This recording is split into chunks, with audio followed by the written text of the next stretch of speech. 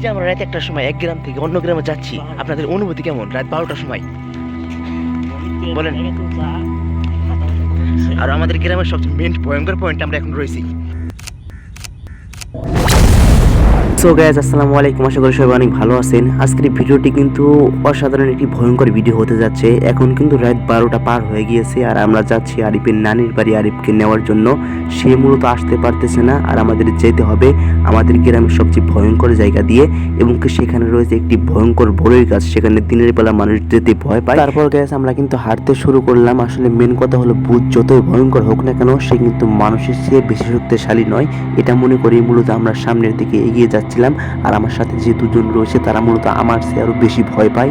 তাদের মধ্যে মূলত আমি সবচেয়ে বেশি সাহসী ছিলাম। তারপর আমরা কিন্তু আমাদের মোড়ে চলে আসলাম, এবং কি মোড়ের সবচেয়ে ভয়ঙ্কর বিষয় হলো কয়েক শত বছর আগের দুটি কবর রয়েছে, সেটা মূলত আমাদের ভয়ের কারণ হয়ে দাঁড়িয়েছিল। রাত 1টার সময় এক গ্রাম থেকে অন্য গ্রামে যাচ্ছি, আপনাদের অনুভূতি কেমন রাত 12টার সময় বলেন? আর আমাদের গ্রামের সবচেয়ে মেন ভয়ঙ্কর পয়েন্ট আমরা এখন রয়েছি। কি ভালো লাগতেছে আসলে গাইস, আমরা এখন সবচেয়ে ভয়ঙ্কর পয়েন্টে রয়েছি। তাও যে এটা বলতে পারতেছি, এত বড় যে কলিজা আছে তাই কিন্তু অনেক কিছু। তো কি বলস? তারপর গাইস, কবরের পাশ দিয়ে অনেকক্ষণ হেঁটে আসার পরে কিন্তু আমরা প্রথমেই যে বড়ই গাছটির কথা বলছিলাম সেই বড়ই গাছের পাশে চলে আসি। আর বড়ই গাছের পাশে চলে আসার পরে কিন্তু অটোমেটিকভাবে ভয়ের কারণে আমাদের পায়ের স্পিড বেড়ে যায়, এবং কি প্রতিযোগিতা শুরু হয়ে যায় কি কত দূরে হাঁটতে পারে।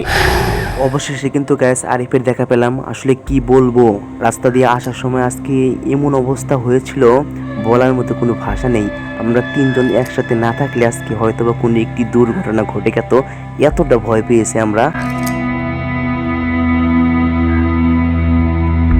শেষমেশ আর কোনো দুর্ঘটনা ঘটেনি, চারজন মিলে ভালোভাবে বাসায় এসে ফিরেছি। এরকম বাস্তব ভয়ঙ্কর ঘটনা দেখতে এখনই আমাদের চ্যানেলটি সাবস্ক্রাইব করুন, এবং শেষ পর্যন্ত দেখার জন্য অসংখ্য ধন্যবাদ।